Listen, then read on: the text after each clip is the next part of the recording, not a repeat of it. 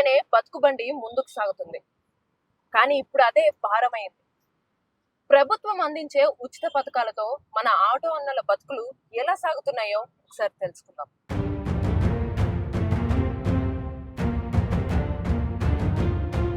ప్రభుత్వాలు మారుతున్నా ప్రజల జీవితాలలో వెలుగులేదు. ఇచ్చే పథకాలు బ్రతుకు తెరువు దారులను మూసేస్తున్నాయి. తెలంగాణలో కాంగ్రెస్ పార్టీ అధికారంలోకి రాగానే చెప్పినట్టుగానే మహిళలకు ఉచిత బస్సు సౌకర్యాన్ని అందుబాటులోకి తీసుకొచ్చింది.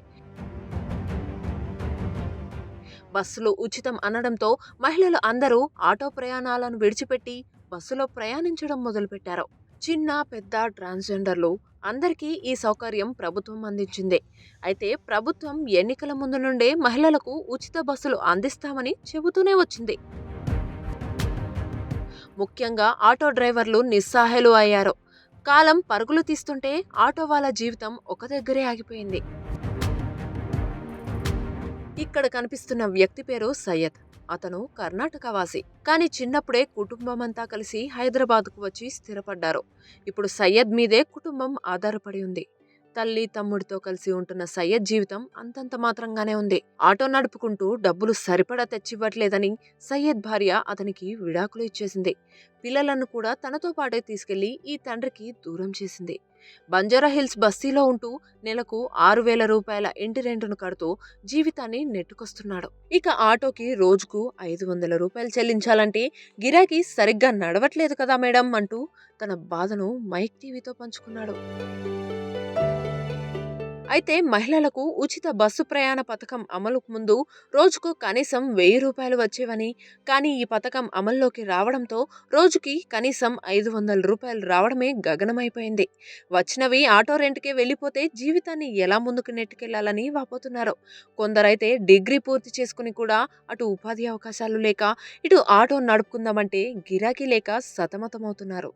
ప్రభుత్వాలు మారితే మంచి జరుగుతుంది అనుకున్నాం, కానీ ఇలాంటి పథకాలతో కొందరి జీవితాల పొట్టకొడుతుందని ఆవేదన వ్యక్తం చేశారు. మహిళలకు మంచి చేయాలనే ఆలోచన బాగుంది, కానీ మాలాంటి సామాన్యుల జీవితాలు అతలాకుతలమవుతున్నాయని ఆటో డ్రైవర్గా పనిచేస్తున్న ఒక విద్యార్థి అంటున్నాడు. ఇది ఆటో డ్రైవర్ యొక్క సమస్య అండి. మేము ఇది చాలా తీవ్రంగా ఖండిస్తున్నాము. మహిళలకు ఉచిత బస్సు అనేది మంచి పథకమే, కానీ మా ఆటో డ్రైవర్ల పొట్ట కొట్టినట్టుగా ప్రవర్తిస్తున్నది ప్రభుత్వం అనేది. ఏ ప్రభుత్వం వచ్చినా మేము మారుతుందని మార్పు కోరుకున్నాము, కానీ ఇప్పుడు ఈ ప్రభుత్వం కూడా మార్పు మాకు పొట్ట కొట్టే రీతిలో మాకు ప్రభుత్వం వ్యవహరిస్తుంది. ఈ శైలి కొంచెం మార్చుకోవాలి. అదేవిధంగా ఓలా, ర్యాపిడ్, ఊబర్ బైకు లాంటివి, ఆటో లాంటివి చాలా ఎక్కువైనాయండి. దానివల్ల కూడా మేము చాలా ప్రభావం పడుతుంది. ఆ ప్రభావం అనేది మాకు మా ఇల్లు రెంట్ కట్టడానికి కానీ, మా భార్య పిల్లల్ని కట్టడానికి కానీ, స్కూల్ ఫీజులు కట్టడానికి కానీ, మా ఆటోలు ఈఎంఐలు కట్టుకోవాలి. నెలకు 15,000 ఈఎంఐలు కట్టాలి. మెయిన్ రీజన్ వచ్చేసి ఓలా, ఊబర్, ర్యాపిడ్ బైకులు బంద్ చేస్తే, ఆటోలు బంద్ చేస్తే మాకు జీవనోపాధి కొంచెం ప్రభుత్వం మా నుంచి దయదలిచి ఈ జీవనోపాధి కొంచెం కల్పించాలని. ప్రభుత్వం అంటే ఎవరికి వ్యతిరేకత లేదు. కేవలం వాళ్ళు అమలు చేసే పథకాలతో ఎవరు లబ్ధి పొందుతున్నారు, ఎవరు నష్టపోతున్నారు అనే అంశాన్ని దృష్టి పెట్టుకుంటే బాగుంటుందని సదరు ఆటో వాళ్ళ బాబాయ్ అంటున్నారు. తమ ఇంట్లో కూడా ఆడవాళ్లు ఉన్నారు. వాళ్ళు కూడా బస్సు ప్రయాణం చేస్తారు. దాంతో నెలకి తీసుకునే బస్ పాస్కు 1,300 రూపాయలు ఆదా అవుతాయేమో, కానీ నాకు వచ్చే 2,000 రూపాయలు నష్టం జరుగుతుంది కదా. అలాంటప్పుడు ఇంటిని ఎలా పోషించగలము అంటూ ప్రశ్నించారు. కొత్త గవర్నమెంట్ అంత ఎన్నికల మేనిఫెస్టోలో ఫ్రీ బస్ అని లేడీస్ అని పెట్టారు. కానీ ఆ ఫ్రీ బస్సు పెట్టడం వల్ల దాని వెనకాల ఎంతో మందికి నష్టం పెడుతుందని వాళ్ళు ఆలోచించలేదు. సో మేము ఆటో డ్రైవర్లు కానీ క్యాబ్ డ్రైవర్ మేము కూడా అట్లా అంత ఇది అవుతుందని మేము కూడా ఆలోచించలేదు. లేకపోతే అప్పుడే మేము ఖండిస్తుంటివి. సో దీనికి ఏం చేయాలంటే ఫ్రీ బస్ అనేది తీసేసి అదే లేడీస్కు ఈ విధంగా నెలకు ఎంత బెనిఫిట్ ఇస్తుందో అది మహాలక్ష్మి పథకం ఉంది కదా, దాంట్లో యాడ్ చేసేసి డైరెక్ట్గా గ్యాస్ ఇచ్చేస్తే మంచిది అని మేము కోరుకుంటున్నాము.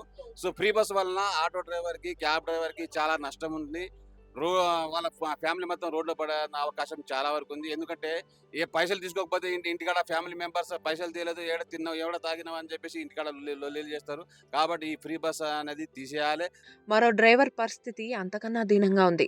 వికలాంగుడు కావడంతో అవస్థలు పడుతూ కష్టం చేసుకుంటేనే కుటుంబాన్ని సాకగలమని, ఇలా అందరికీ ఉచిత బస్సులు ఇస్తే మాలాంటి వాళ్ళు ఎలా బతకాలి అంటూ ఆవేదన చెందారు. గిరాకీ లేక ఇలా రోడ్డున కాలాపం చేసే పరిస్థితి మార్చాలని ప్రభుత్వాన్ని డిమాండ్ చేస్తున్నారు. కాదు యాక్సిడెంట్ కాలు పోయింది మేడం. వచ్చినప్పటి నుంచి బండి 2013లో కాలిపోయింది అది. అప్పుడు వచ్చి తీసుకున్న బండి తీసుకున్నా, నడిపిస్తున్నా రోజుకి చేసి అప్పుడు ప్రభుత్వం మంచిగా ఇచ్చిండే, కేసీఆర్ ఇచ్చిండు. అప్పుడు చేసినా మంచిగా రోజుకి 1000 రూపాయలు చేస్తున్నాం మేడం. చేసి రోజుకి ఇట్లా అన్ని ఓన్గా గ్యాస్ అన్ని ఓన్గా 1000 రూపాయలు 800 900 తీసుకొస్తున్నాం మేడం. ఇప్పుడు వారం అవుతుంది మేడం. ఇప్పుడు 4 రోజులు 5 రోజులు అవుతుంది. అప్పటి నుంచి ఏం లేదు మేడం. వస్తున్నా స్టేషన్లో పోయి అడుగుతున్నా అందరికి. బస్ స్టాప్ కాడ బోయినపల్లి బస్ స్టాప్లో ఉంటా, అక్కడ ఉంటాం. అడుగుతున్నా మేడం. అడిగితే ఏమంటారు తెలుసా, ఆటో మేడం ఆటో ఎక్కువ అంటే వద్దు, మాకు ఫ్రీ బస్ ఉంది, అది ఉంది, మాకు రేవంత్ రెడ్డి చేసి మాకు ఫ్రీ బస్ అని చెప్పింది. ఎట్లా బతకాలి మేడం? నాకు 4 ఆటోలు మేడం నాకు. ఇంట్లో వెళ్తా మేడం. రూమ్ కిరాయి కట్టాలి, నెలకు వచ్చి 5,000 కట్టాలి, మళ్ళీ గ్యాస్కి, మళ్ళీ బండికి. ఎట్లా వస్తుంది మేడం చెప్పండి మీరే. ఇలా ఎంతో మంది ఆటో వాళ్ళ బాబాయిలు తమకు ప్రభుత్వం నెలకు 15,000 రూపాయల ఆర్థిక సహాయం అందేలా ఏదైనా పరిష్కారం చూడాలని, లేదా ఇలా మహిళలకు ఉచిత బస్సును అందించే బదులు నిత్యావసరాలైన రేషన్ను ఉచితంగా కానీ తక్కువ ధరకు కానీ ఇవ్వచ్చని, మరొకరైతే ఉచిత విద్య ఆరోగ్యం అందిస్తే బాగుంటుందని తమ అభిప్రాయాలను వ్యక్తం చేశారు.